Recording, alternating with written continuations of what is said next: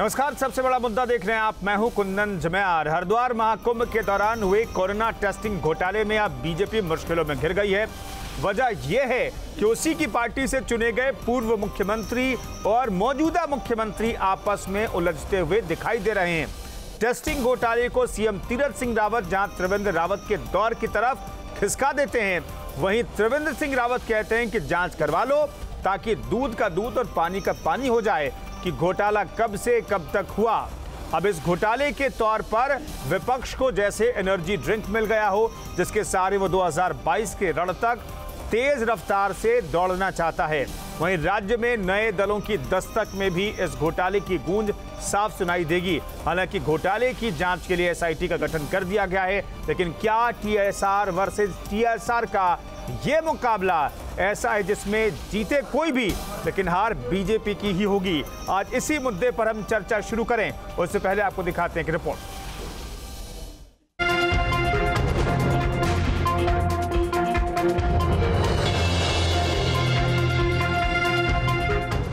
मैं मार्च में आया हूँ, वो मामला बहुत पुराना है। टेस्टिंग का जो मसला है ये कुंभ के दौरान का है।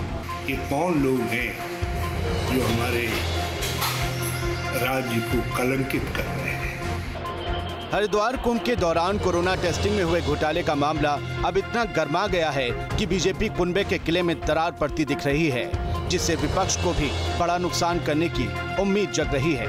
टेस्टिंग घोटाले से सीएम तीरथ सिंह रावत ने अपनी सरकार को अलहदा करते हुए कह दिया कि मामला पुराना है, यानी इशारा त्रिवेंद्र रावत सरकार के दौर की तरफ था। मैं मार्च में आया हूँ, वो मामला बहुत पुराना है और जब मैंने इसकी छानबीन की, मैं दिल्ली में था, मुझे जानकारी मिली है कि ऐसा ऐसा, लेकिन उस पर तो पहले ही हम जांच बिठा चुके हैं और मैं चाहता हूँ उसका दूध का दूध पानी का पानी हो जाए। जो भी दोषी पाया जाएगा उसके खिलाफ सख्त से सख्त कार्रवाई होगी। इस बयान की आज पूर्व मुख्यमंत्री त्रिवेंद्र सिंह रावत तक पहुंची तो जवाबी बयान भी आया। पूर्व सीएम ने घोटाले की जांच हाईकोर्ट के सिटिंग जज से कराने की मांग कर गेंद वापस मौजूदा मुख्यमंत्री के पाले में फेंक दी। ये जो टेस्टिंग का जो मसला है ये कुंभ के दौरान का है। तब भी उसी पार्टी की सरकार थी जिसकी आज है। नाम भी टीएसआर ही है। लोग टीएसआर 1 2 बोल रहे हैं, तो लोग ये सोचेंगे कि भाई ऐसा तो नहीं सरकार ने कोई प्रेशर बनाया, कोई जांच में अदला बदली कर दी है, इसलिए इसमें न्यायिक जांच हो तो ज़्यादा अच्छा है। बयानों की तलखी बताती है कि उत्तराखंड में मामला अब टीएसआर वर्सेस टीएसआर हो चुका है, यानी ध्यान विपक्ष की रणनीतियों से हट चुका है। लेकिन विपक्ष तो पहले ही इस मामले को कलंक से जोड़कर सरकार पर हैवी शेलिंग कर चुका है। कोरोना टेस्ट को लेकर एक बड़े फर्जीवाड़े का समाचार आया है। फर्जीवाड़ा उत्तराखंड का स्वभाव नहीं। ये कौन लोग हैं जो हमारे राज्य को कलंकित कर रहे हैं? इस सियासी गर्मी ने बीजेपी की मुश्किल बढ़ा दी है। मामला इसलिए नजरअंदाज नहीं किया जा सकता क्योंकि उसी के आंगन के पूर्व सीएम और मौजूदा सीएम एक घोटाले को लेकर आपस में उलझ गए हैं। आगे क्या होगा ये तो आगे आने वाले बयान ही बताएंगे। देहरादून से सुरेंद्र डसीला के साथ टीम न्यूज़ स्टेट। तो टीएसआर वर्सेस टीएसआर ये मसला है। महत्वपूर्ण मामला तो यह है कि जीत किसी की भी होगी, बीजेपी की हार होगी क्या? सूर्यकांत धस्माना हमारे साथ प्रदेश उपाध्यक्ष कांग्रेस के हमारे साथ मौजूद हैं। नवीन पिरशाली हमारे साथ प्रवक्ता आम आदमी पार्टी के मौजूद हैं। सुरेंद्र डसीला हमारे सहयोगी इस खबर पर बातचीत करने के लिए देहरादून से जुड़े हुए हैं। सबसे पहला सवाल सुरेंद्र से ही ले लेता हूं मैं। सुरेंद्र, इस मामले में बीजेपी कुल मिलाकर क्या अनकंफर्टेबल दिखाई दे रही है क्या? एक मौजूदा मुख्यमंत्री, एक पूर्व मुख्यमंत्री, दोनों एक पार्टी के, हार जीत दोनों में से किसी की भी हो, लेकिन बीजेपी इस मामले में अनकंफर्टेबल दिखाई दे रही है क्या? बिल्कुल बिल्कुल, देखिए कुंदन, बिल्कुल सही बात की आपने। जीत भले ही इसमें किसी की भी हो, लेकिन हार बीजेपी की होगी। इन बयानों से तो ऐसा ही लगता है कल मुख्यमंत्री का बयान आता है, वो कहते हैं ये पहले का मामला है। हालांकि मुख्यमंत्री ये कहना चाह रहे थे क्योंकि 10 मार्च को उन्होंने शपथ ली और 12 और 13 के लगभग में ये MOU हुआ था, यानी प्रोसेस पहले से चल रहा था। उनका ये कहने का मतलब था कि ये प्रोसेस पहले से चल रहा था, क्योंकि जांच जो हुई है ये तो 1 अप्रैल से 30 अप्रैल की ही है, इसको वो नकार नहीं सकते हैं। और इसी बात को आज त्रिवेंद्र रावत जो पूर्व CM है उन्होंने भी कहा है, और उन्होंने 2 कदम आगे बढ़ते हुए कह दिया है कि आप हाईकोर्ट के सिटिंग जज से पूरी जांच करा लीजिए, दूध का दूध पानी का पानी हो जाएगा। अब ऐसे में देखिए, विपक्ष अगर मांग करता है तो समझ में आता है, विपक्ष अपना धर्म निभा रहा है। जब आपके ही पूर्व मुख्यमंत्री और पार्टी के इतने बड़े नेता जो राष्ट्रीय उपाध्यक्ष रहे हैं, वो अगर ये कह दें कि हाईकोर्ट के सिटिंग जज से कराइए, तो आप समझ सकते हैं कि बीजेपी के अंदर सब कुछ उतना बेहतर नहीं है जितना दिखाने की कोशिश चल रही है। और इस मामले की आंच के बाद कहीं ना कहीं अब ये पूरा मामला तेरी सरकार मेरी सरकार में आने लगा है। ठीक है, सूर्यकांत धस्माना साहब, आप लोगों का काम तो ऐसा लग रहा है त्रिवेंद्र रावत जी कर रहे हैं।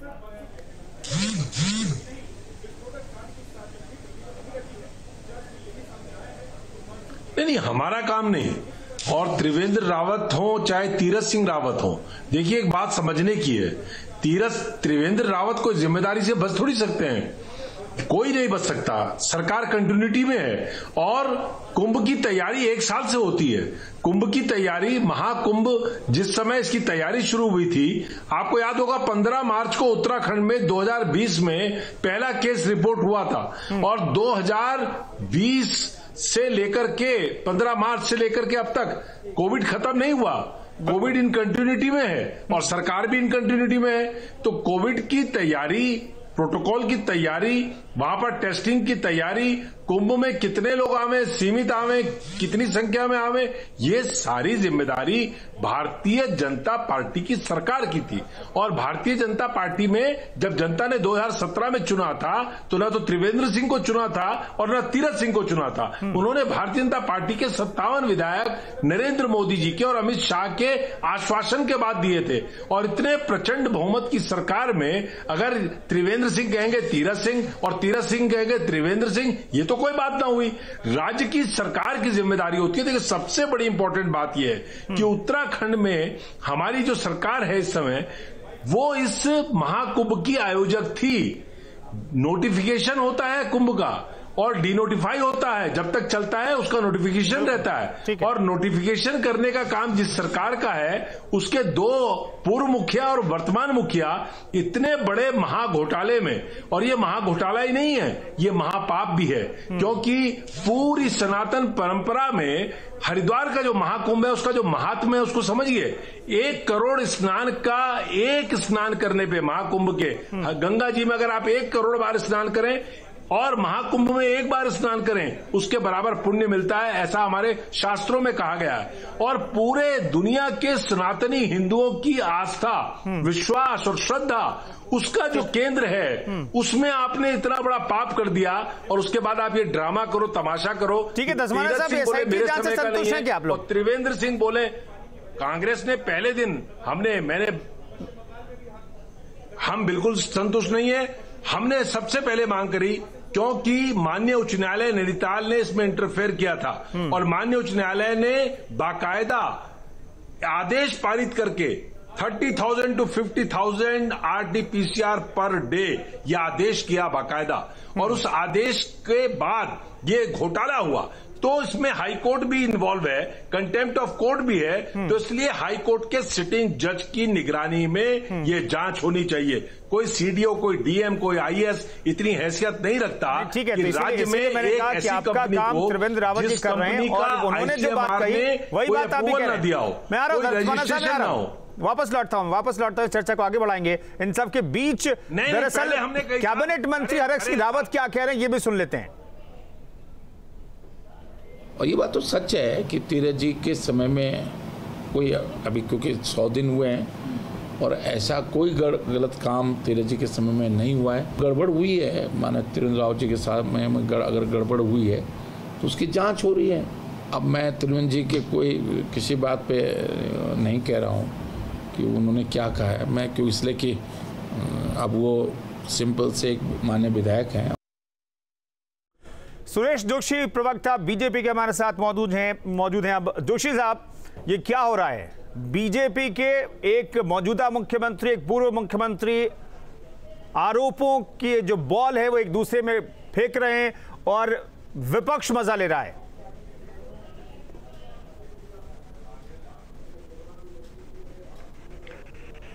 नहीं, देखिए, पहली बात तो ये है कि ये जो विषय जिस पे आप और हम लोग अभी बैठ के चर्चा कर रहे हैं, ये एक अनियमितता एक रिपोर्ट को लेकर के आई है। इसकी जो गड़बड़ी और जो घोटाला है उसकी नहीं जोशी साहब, ये सिर्फ अनियमितता नहीं है, मैं इसे अनियमितता सिर्फ नहीं मानता। ये लोगों की जान के साथ खिलवाड़ था, ये महापाप था, जैसा सूर्यकांत धस्माना भी कह रहे हैं, ये महापाप था। ये सिर्फ घोटाला नहीं है, ये सिर्फ अनियमितता नहीं है, ये लोगों की जान के साथ खिलवाड़ का मसला है। तो इसे इस मसले को थोड़ा छोटा समझ करके मत आंकिए, इसे इसकी जो महत्ता है उसे समझिए। अब कहिए। देखिए, सुनिए, पहली बात तो ये है कि जब मैं किसी बात को शुरू कर रहा हूं तो आप मेरी आवाज को, वॉइस को ही दबा दोगे तो मैं पूरी बात बोलूंगा कैसे? नहीं जोशी साहब, बोलने का मौका तो दो। आपने शुरुआत में ही इसे बहुत छोटा करके दिखाया, इसलिए बोलना जरूरी था। मैंने सुनिए, मैंने शुरुआत में 2 शब्द बोले, आपने मेरा गला बंद कर दिया। उन 2 शब्दों में बहुत कुछ झलक गया था जोशी साहब। अब कहिए, मैं ये कह रहा हूं कि 2 मुख्यमंत्री आपके मौजूदा और पूर्व मुख्यमंत्री लड़ रहे हैं, किसके पीछे की वजह क्या है और क्या बीजेपी अनकंफर्टेबल है इससे? सुनिए, मैं वही तो बता रहा हूँ आपको सुन तो लीजिए प्लीज, आप मेरी बात को सुनिए। देखिए, पहली बात तो क्या है कि कुंभ, जो महाकुंभ अभी हुआ, उस मेले के दौरान मैंने कहा कि जो अनियमितता, जो घोटाला जो वहां पर हुआ है, वो एक तरह से जो है कि जिन लोगों ने भी किया है, चाहे वो बड़े लोग हों, छोटे लोग हों, अधिकारी हों, कर्मचारी हों, लैब वाले हैं, एक इतना बड़ा पाप किया है कि वो कोई बहुत छोटा या उसको एकदम छोटे शब्दों में हम नहीं कह रहे हैं, हम ये कह रहे हैं कि भाई वो एक महापाप है। तो उसके लिए जो सरकार ने तो जो भी काम करेंगे संविधान के दायरे में, कानून के दायरे में ही काम होगा ना, तो संविधान और कानून के दायरे में जो काम होना चाहिए उसके लिए माननीय मुख्यमंत्री जी ने, सरकार की नैतिक जिम्मेदारी है कि नहीं दिया है। जोशी साहब, सरकार की कोई नैतिक जिम्मेदारी है कि नहीं? सरकार पर जिम्मेदारी थी सुरक्षित कुंभ कराने की, क्या सरकार की जिम्मेदारी है कि नहीं? कम से कम नैतिक जिम्मेदारी थी कि नहीं? चाहे वो त्रिवेंद्र रावत हो या तीरथ सिंह रावत हो। नहीं, सुनिए, पहले पूरे विषय को सुन लीजिए। जब सरकार की नैतिक जिम्मेदारी है, जब सरकार का कर्तव्य है अपने कर्तव्यों का सरकार निर्वहन करते हुए, अपनी जिम्मेदारी को स्वीकार करते हुए, जांच करके दोषियों को कड़ी से कड़ी सजा देके जेल के अंदर डाल के, और जो भी कानून संबद्ध जितनी कठोर सजा उनके ऊपर हो सकती है उस सजा को करने के लिए सरकार ने जांच की बात की है ना। सरकार कहाँ मना कर रही है? सरकार तो कह रही है कि भाई किसी भी कीमत पर किसी भी दोषी को नहीं बख्शा जाएगा, और जिस स्तर पर भी जांच कराने की आवश्यकता होगी आप उस स्तर पर जांच करवाएंगे, लेकिन नैतिक जिम्मेदारी नहीं ले रहे ना। नवीन जी, ये क्या हो रहा है उत्तराखंड में? आम आदमी पार्टी इस घोटाले को और सरकार के मौजूदा और पूर्व मुख्यमंत्री एक दूसरे पर आरोप लगा रहे हैं, इसे किस तरीके से देखती है आम आदमी पार्टी?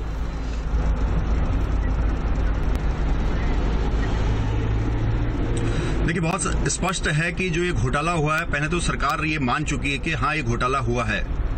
दूसरा, अब जो पूर्व मुख्यमंत्री और जो वर्तमान मुख्यमंत्री है उनके बीच जो विरोधाभास हो रहा है और बयानबाजी हो रही है, ये भारतीय जनता पार्टी के अंतर्कलह को साफ प्रकट करता है। और जहां तक त्रिवेंद्र सिंह रावत ये कह रहे हैं कि ये आर्थिक अपराध है, हम ये कहना चाहेंगे कि आर्थिक अपराध नहीं बल्कि सामाजिक अपराध है। आपने एक बहुत बड़ा कलंक उत्तराखंड के इतिहास में ये लिख दिया है, क्योंकि महाकुंभ हिंदू सनातन धर्म का एक बहुत बड़ा महापर्व होता है, जो मॉनिटरिंग की वजह से, सरकार की मॉनिटरिंग की वजह से, जो इन लैबों ने जो घोटाला किया है उसकी वजह से कितने लोग संक्रमित हुए होंगे ये तो जांच का विषय है, विशेषज्ञ इस बात को बताएंगे। लेकिन ये इतिहास में जब भी इस कुंभ की बात आएगी और उसके साथ ये घोटाला जरूर उजागर होगा। और हम हमेशा मांग करते आए थे सरकार से कि इस कोविड काल में कम से कम एक पूर्णकालिक स्वास्थ्य मंत्री की आवश्यकता है, ताकि मॉनिटरिंग अच्छी तरह से हो पाए। लेकिन सरकार ने उस बात को नहीं माना।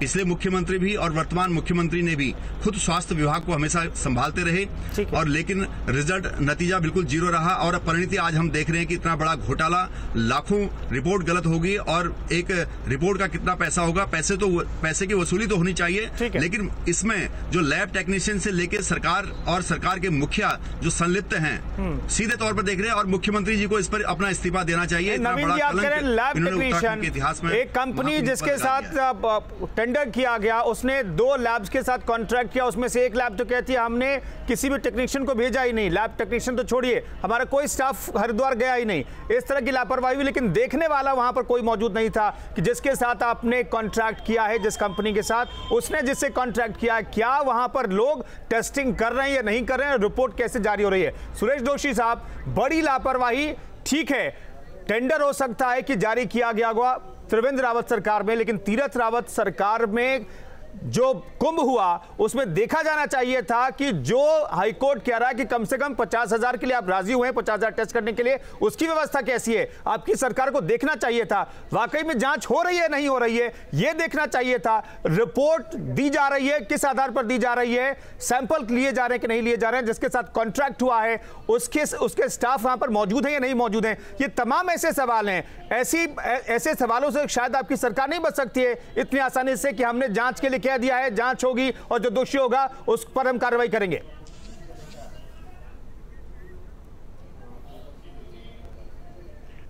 देखिए, पहली बात तो ये है कि कुंभ के अंदर जो टेंडर इनवाइट किए गए थे या जिन लोगों ने उस काम को प्रारंभ किया, वो देश की जो है कि सर्वोत्तम स्थान रखने वाली लैब्स थी, और वो ऐसे प्रतिष्ठान थे कि नहीं, ऐसे सर्वोत्तम लैब नहीं चाहिए। उत्तराखंड के लोगों को ऐसे सर्वोत्तम लैब नहीं चाहिए। सूर्यकांत धस्माना साहब, 10 सेकंड मेरे पास टाइम है, 10 सेकंड में जो कहना चाहते हैं कह दीजिए। मेरा कहने का मतलब यह है कि भाई सरकार ने कोई, सूर्यकांत धस्माना जी 10 सेकंड, यह अनियमितता नहीं थी। देखिए, सबसे बड़ी बात तो मैं आपको ये बताऊं कि आईसीएमआर से अप्रूव नहीं है, आईसीएमआर से अप्रूव नहीं है। आप कह रहे हैं प्रतिष्ठित लैब थी, मैं ये आरोप लगा रहा हूं कि आईसीएमआर से एनओसी नहीं था, उसके पास अप्रूवल नहीं था। आईसीएमआर के पास जिसका अप्रूवल न हो, ऐसी कंपनी को इतना बड़ा जिम्मेदारी दे देना, मैंने आपसे कहा ये महापाप महाघोटाला। रोक रहा हूं सूर्यकांत धस्माना जी, माफी चाहूंगा, मैं रोक रहा हूं। तमाम मेहमानों को शुक्र है चर्चा में शरीक होने के लिए। सरकार ने एसआईटी जांच कर दी है, पूर्व मुख्यमंत्री ने कहा है कि सिटिंग जज से आप जांच करवाइए, यही मांग विपक्ष भी कर रहा है। तो वैसी जांच होनी चाहिए जिससे दूध का दूध और पानी का पानी जल्द से जल्द हो जाए। सबसे बड़ा मुद्दा में फिलहाल इतना ही, रुकेंगे एक छोटे से ब्रेक के लिए। आप बने रहिए न्यूज़ स्टेट के साथ।